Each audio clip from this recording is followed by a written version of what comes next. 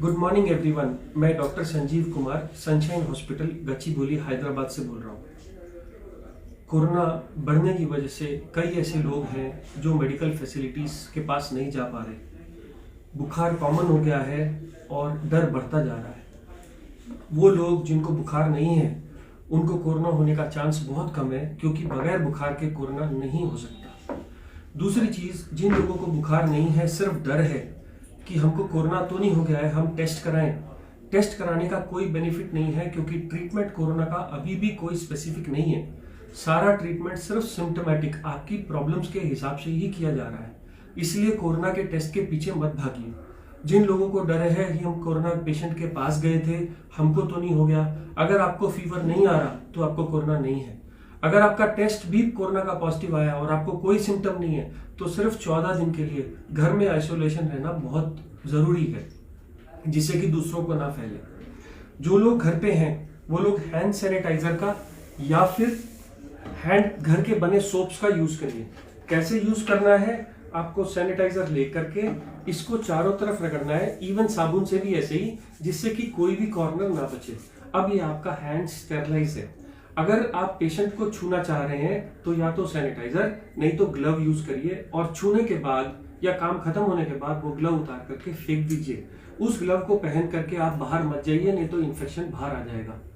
अगर आप इन्फेक्टेड नहीं है तो सोशल डिस्टेंसिंग के टाइम या तो कपड़े का या N95 या सिंपल मास्क यूज करना इक्वली इफेक्टिव है। सिर्फ पेशेंट से 1 मीटर की दूरी बनाए रखिए। वो लोग जो इन्फेक्टेड नहीं है अपनी इम्यूनिटी को बूस्ट करना चाहते हैं कि हमको इन्फेक्शन ना हो, या हो तो हम उससे बच जाएं, उसके लिए जो हमारे पास विटामिन सी की टैबलेट्स हैं, जो एक सुबह और एक शाम ले लेनी चाहिए। कुछ मल्टीविटामिन की गोलियां आती हैं, विकासूल या मल्टीविटामिन सुप्राडीन, कोई भी गोली एक जैसा ही काम करती है, दिन में एक लेना इनफ होता है।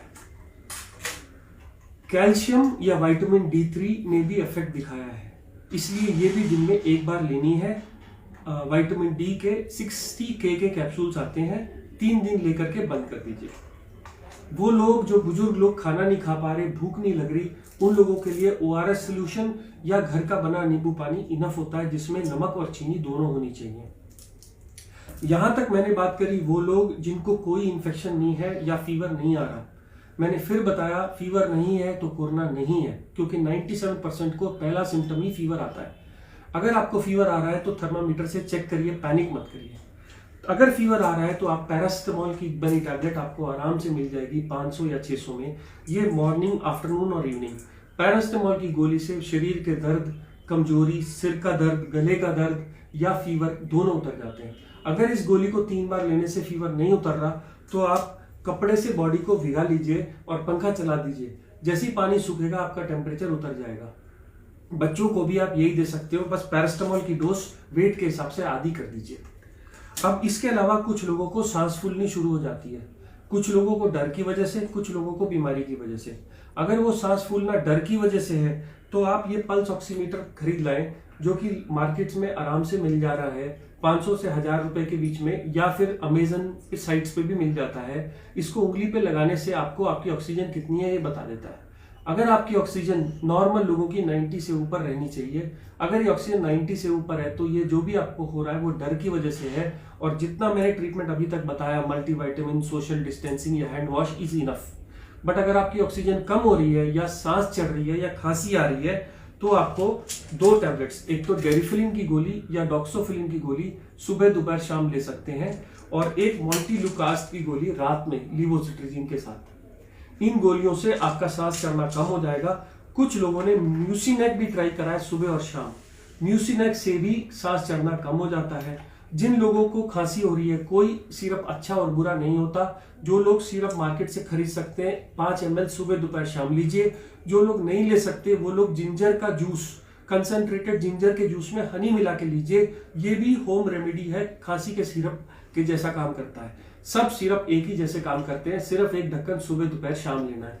यहां तक तो सिर्फ उन लोगों की बात है जो लोग घर में सिम्टोमेटिक ट्रीटमेंट कर रहे हैं। किसी वजह से आपका बुखार उतर नहीं रहा, बहुत बढ़ गया, इतने सब केयर से नहीं ठीक हो रहा, तो अब मेडिकल फैसिलिटी आ जाती है, जिसमें कुछ गोलियां और कुछ इंजेक्शन मैं समझा रहा हूं।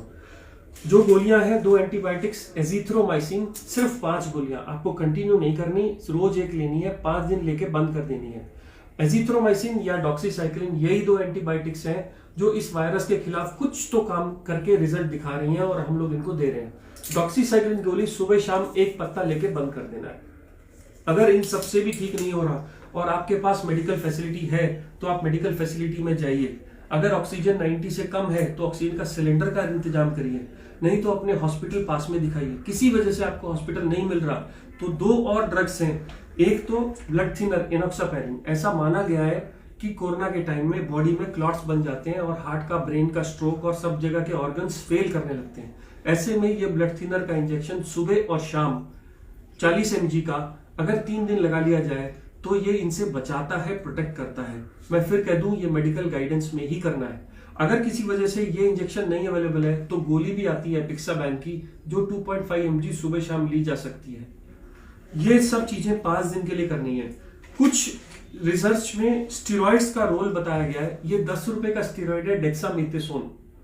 अस्थमा के लोगों को दिया जाता है, इमरजेंसी एनाफिलैक्सिस में दिया जाता है, ये भी कोरोना में आजकल दिया जा रहा है। एक इंजेक्शन 4 mg का आता है, 4 से 8 mg का एक इंजेक्शन सुबह खाने के बाद लगा लीजिए। ये इंजेक्शन भी अंडर मेडिकल गाइडेंस आपको बहुत मदद करेगा 5 दिन के लिए। बट ये उन लोगों के लिए जो बहुत सिक हो गए हैं और किसी वजह से जो वेंटिलेटर पर जाना है, वेंटिलेटर पर जाने से बचने के लिए ये इंजेक्शन लगाए तो बच जाता है।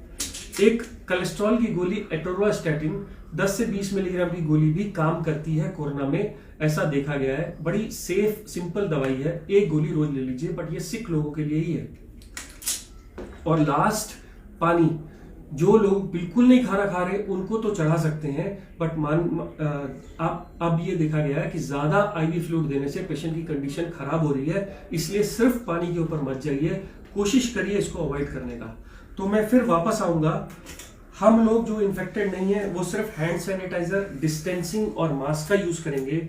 जो लोग सिर्फ इम्यूनिटी कम है, ओल्ड एज है, वो ORS सोल्यूशन, कैल्शियम, विटामिन या विटामिन C का यूज करेंगे। सब लोग घर में अगर हो सके तो पल्स ऑक्सीमीटर ला के रखिए, नहीं तो एटलीस्ट एक कम्युनिटी में एक पल्स ऑक्सीमीटर हो।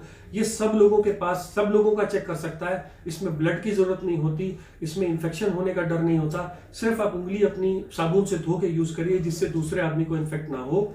इसके अलावा घर में पैरासिटामोल, डेरिफलिन, मोन्टिलुकास्ट, म्यूसिनेक टैबलेट्स और घर के बने कफ सिरप्स, नहीं तो मार्केट के बने कफ सिरप्स। अगर इससे भी ठीक नहीं होता तो 2 एंटीबायोटिक्स, एक है डॉक्सीसाइक्लिन और एक है एजिथ्रोमाइसिन।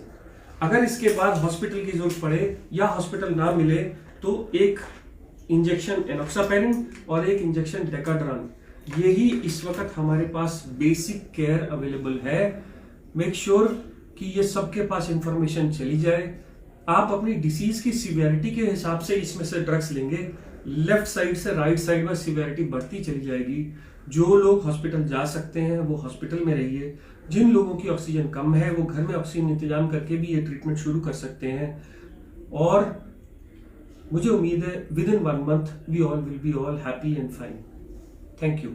मैं doctor Sanjeev Kumar Sunshine hospital से बोल रहा हूँ।